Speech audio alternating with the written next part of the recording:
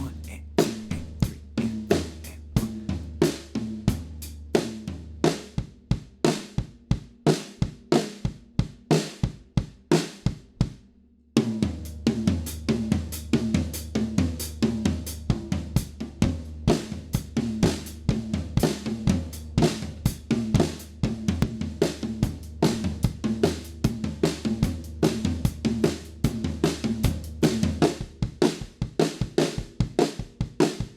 Alright, so I'd recommend you check out the free stroke section of my Better Hands course if you're having trouble getting rid of tension and playing smoothly with the right hand.